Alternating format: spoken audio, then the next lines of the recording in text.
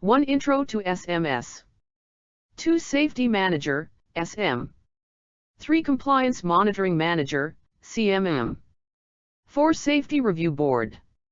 5. Safety Action Groups. 6. Documentation in SMS. 7. Gap Analysis.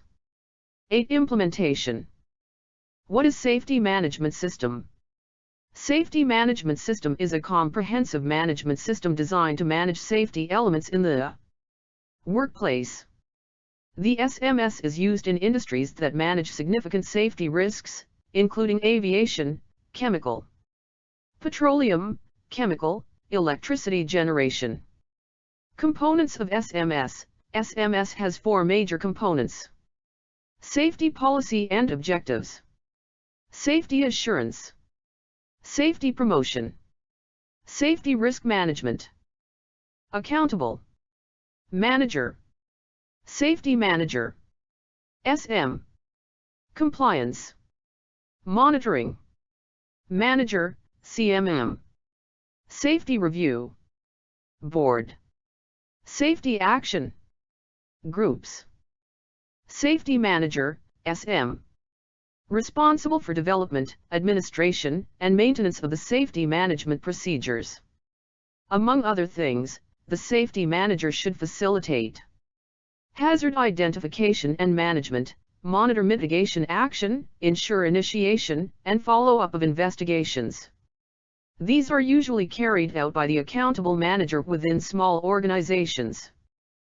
Compliance Monitoring Manager, CMM, Compliance Manager, are to ensure that the compliance monitoring program is implemented, maintained, and improved continuously. The compliance program covers organization privileges, manual logs and records, training, standards, management system procedures, including safety management procedures. This, of course, is the role of a quality manager, and in the UK the quality manager would be responsible for safety management, compliance, and monitoring. The quality manager and the compliance manager must attend the safety review board meetings as well as the majority, if not all, of the safety action group meetings. Safety review board. This would most probably be a new feature for the majority of organizations.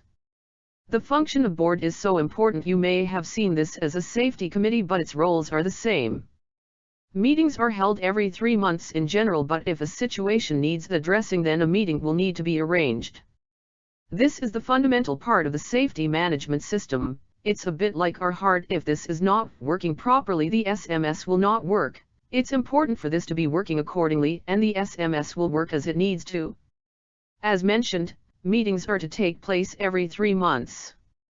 This is so that every risk that has been identified in the hazard log that has not been closed can be reviewed. In smaller organizations, the accountable manager and the management a tier below will be present on these meetings along with representatives from each safety action group.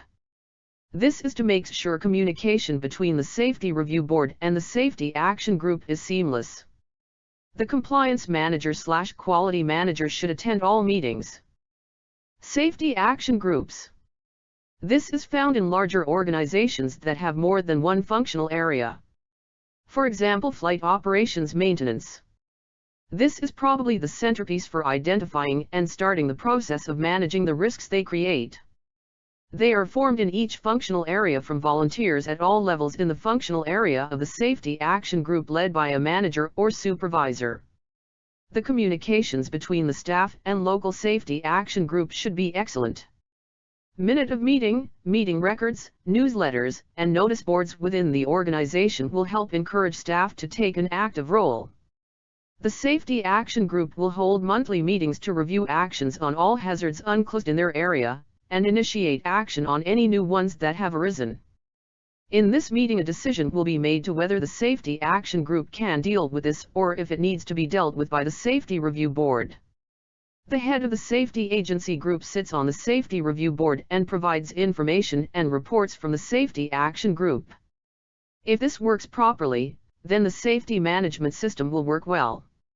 All staff within the organization must be aware of who represents their local Safety Action Group and must receive immediate feedback of all Safety Action Group meeting records and consequent actions.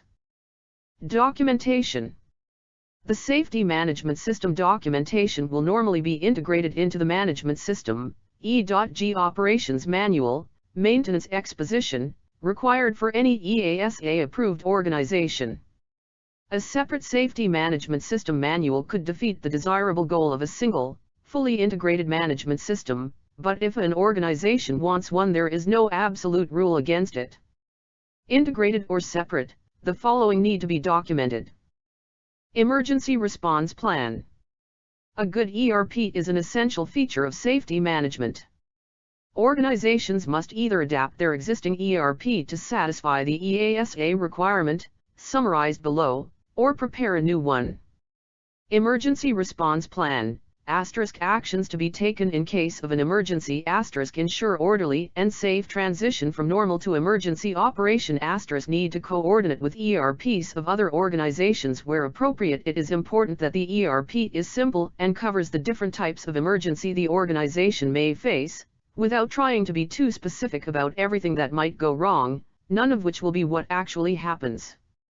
It must therefore allow flexibility for dealing with the unexpected, and be rehearsed regularly for two reasons: firstly, to make sure that it is practicable and that equipment works, and secondly, to ensure that everyone knows what to do. The plan is not only for the aircraft accidents, it should look at all emergencies that can threaten the organization's operations and safety. Sudden death of a key manager, airspace closure, home airport closure, total loss of maintenance facilities through maybe a fire, for example. The plan must be flexible enough to cover all these events and others like them, without trying to produce a detailed plan for each one. All staff must be aware of the ERP and where they can find it quickly when needed. It must be found and used as an action plan/checklist, rather than trying to remember what it says. Just like a flight deck checklist, and for the same reasons. But all staff must make sure that they understand it, and their role in it, and must read it for that purpose. Gap analysis. Gap analysis is no more than a systematic comparison between an existing safety management system and a management system that includes EASA's requirements for safety management. Preparing a plan to introduce EASA-compliant SMS means for any already approved organization looking at its current management system, and deciding what it must add in order to comply with the rule. The CAA offers helpful guidance in doing this and has produced a very useful evaluation framework that can be used anywhere for gap analysis. It covers every feature that may apply to an organization, and many that will not apply, keeping in mind the principle stated in Part ORO.GRN.200 and repeated below. Part ORO.GEN.200, b. The management system shall correspond to the size of the organization and the nature and complexity of its activities, taking into account the hazards and associated risk inherent in these activities. The evaluation framework, gap analysis, defines what needs to be done to produce a compliant management system. Implementation. During Phase 1 of an SMS implementation plan, an SMS gap analysis discovers shortfalls in aviation service providers' business processes or operations. The best SMS gap analysis is performed using checklists, adapted from various SMS guidance documents published in Canada, the United Kingdom and the United States.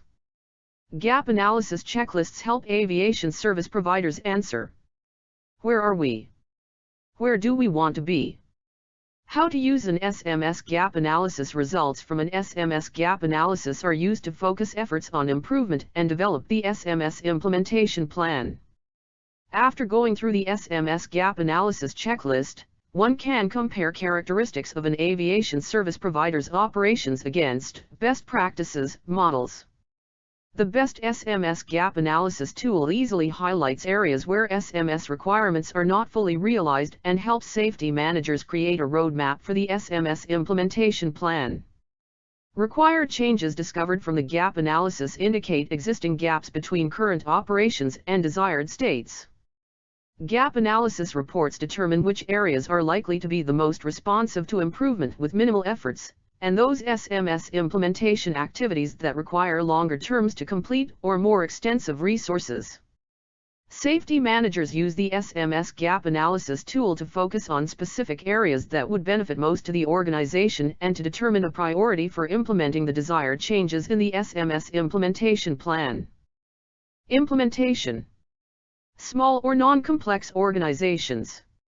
There is no standard process for introducing safety management procedures into an existing management system. The evaluation framework/gap analysis shows what must be done. Many variables govern how to do it, what order, and how quickly. They include what the organization does, where it is, how big it is, and so on. Managers must prepare a simple plan and stick to it. The important thing to remember is that the KISS principle applies to safety management just as to anything else. Large or complex organizations. Implementation in such organizations is beyond the scope of this course. An experienced and knowledgeable team will probably have been working for a while on designing and implementing the safety management procedures. This course is intended to provide the background knowledge and understanding of safety management that will assist the rest of the workforce to understand how their own safety management works and their role in that. Training in how any particular organization's procedures are structured and operate will still be needed.